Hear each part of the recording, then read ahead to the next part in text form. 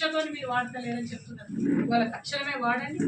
ఇంకా 40 రోజులు నీళ్ళు ఇవ్వాల్సినటువంటి పరిస్థితి ఉన్నది. అంతకుముందు 110 రోజులు వరుస పెట్టి నీళ్ళు ఇచ్చే వాళ్ళం మనం. ఇస్తేనే ఇవన్నీ పారకం జరిగింది. ఇవాళ ఇంకా 40 రోజులు నీళ్ళు ఇస్తే పంటలు ఏమన్నా బతికే అవకాశం ఉంటుంది. పోయినసారి ఇట్లనే ఆశ పెట్టిండు, నీళ్ళు ఇస్తాం పంటలే, నీళ్ళు ఇస్తాం పంటలే అని అంటే సూర్యాపేట మహబూబాబాద్ కలిపి 4 లక్షల ఎకరాల రైతులు నీళ్ళు వేసుకున్నారు. మొత్తం ఎండిపోయింది.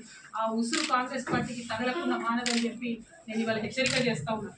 అదేవిధంగా మీరు చూసినట్టయితే సూర్యాపేట నియోజకవర్గంలో ఎస్ఆర్ఎస్పి స్టేజ్ 2 కింద 75,849 ఎకరాలకు కేవలం ఎస్ఆర్ఎస్పి స్టేజ్ 2 కింద సూర్యాపేటకు తీసుకొచ్చింది. నాగార్జున సాగర్ ఎడమ కాలువ మూసి ప్రాజెక్టు కలుపుకొని 1,03,000 ఎకరాలకు సూర్యాపేట నియోజకవర్గంలో మనం నీళ్ళు ఇచ్చుకోవడం జరిగింది.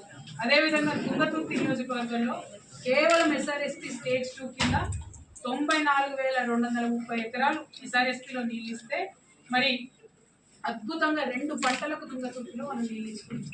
ఇవాళ బాధాకరం ఏంటంటే మొత్తం శ్రీశైలం నిల్వ కెపాసిటీ ఏదైతే ఉంటుందో అది 215 టీఎంసీలు ఉంటే ఇప్పుడు పరిస్థితి 81 టీఎంసీలు ఉంది అక్కడ. అదేవిధంగా నాగార్జున సాగర్లో మొత్తం నీటి నిల్వ కెపాసిటీ 312 టీఎంసీలు ఉంటే ఇప్పుడు ప్రస్తుతం ఉన్న నిల్వ 182 టీఎంసీలు.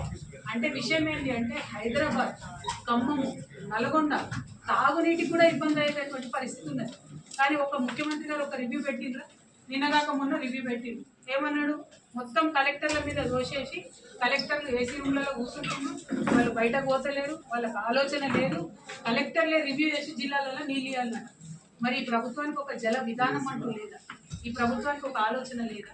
ఇప్పుడు సూర్యాపేట జిల్లా నుండి నేను ప్రశ్నిస్తా ఉన్నాను. ఇప్పుడు నేను లెక్కలతో సహా చెప్పిన మరి ఈ విధంగా నీళ్లు తెలంగాణకు మల్పాలనేటటువంటి సోయి ఒక జల విధానం లేనటువంటి ముఖ్యమంత్రి గారు ఇది కరెక్ట్ కాదు.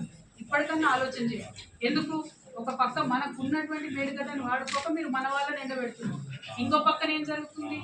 ఆంధ్రప్రదేశ్ దారుణాతి దారుణంగా 199 టీఎంసీలతో కొత్త ప్రాజెక్టు కట్టుకుంటాం బంకచర్యలు అని చెప్పి చంద్రబాబు నాయుడు గారు ఉత్తరం పట్టుకొని మోడీతో రోజు ఆయన ప్రయత్నం చేస్తున్నాడు, పైరవీలు చేస్తున్నాడు.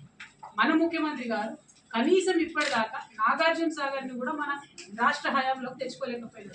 ఇవాళ నాగార్జున సాగర్ నీళ్లు లేకపోతే, మీకు కాళేశ్వరం నుంచి నీళ్లు రాకపోతే మన పరిస్థితి ఏమవుతుంది? ఎట్లా ఉంటుంది? తెచ్చుకున్న తెలంగాణ ఎవరి కోసం? ఇది దయచేసి సీరియస్గా ఆలోచించాలి. నేను ఉత్తమ్ కుమార్ రెడ్డి గారిని దీనికి సంపూర్ణంగా బాధ్యత వహించాలని నేను డిమాండ్ చేస్తా ఉన్నా.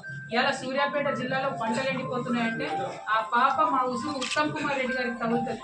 ఈ జిల్లా మంత్రి అయ్యండి, రాష్ట్ర ఇరిగేషన్ శాఖ మంత్రి అయ్యండి, కనీసం జిల్లాలో నీటి పారకం పైన శ్రద్ధ లేనటువంటి మంత్రి గారు ఉన్నా ఒకటే లేకున్నా ఒకటే అనేటట్టుగా ప్రజలు ఆలోచన చేస్తున్నారు. కాబట్టి దీని మీద శ్రద్ధ పెట్టమని మేము డిమాండ్ చేస్తూ ఉన్నాం.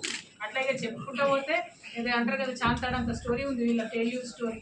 అల్టిమేట్గా ఒకటే, కాంగ్రెస్ పార్టీకి ప్రజలకు మంచి అవకాశం ఇచ్చినందుకు దాన్ని సద్వినియోగం చేసుకొని సూర్యాపేట జిల్లాను డెవలప్మెంట్కి తీసుకెళ్ళండి, తెలంగాణ వ్యాప్తంగా డెవలప్మెంట్ వైపు తీసుకెళ్ళండి. పొద్దుగాలు లేస్తే కేసీఆర్ని తిట్టుకుంటూ తిరిగితే మీకు ఒరిగేదేం లేదు, వచ్చేదేం లేదు. ప్రజలకు బోర్ కొట్టి రేవంత్ రెడ్డి గారు కనబడంగానే టీవీ బంద్ చేసే పరిస్థితి వచ్చింది. ఇవాళ ఇంకా కూడా ఆ పరిస్థితి దారుణంగా కాకముందే సవరించుకొని ప్రజాసేవ చేయాలని చెప్పి కాంగ్రెస్ పార్టీ నాయకులు నేను డిమాండ్ చేస్తూ ఉన్నాను. Thank you. జై తెలంగాణ, జై కేసీఆర్.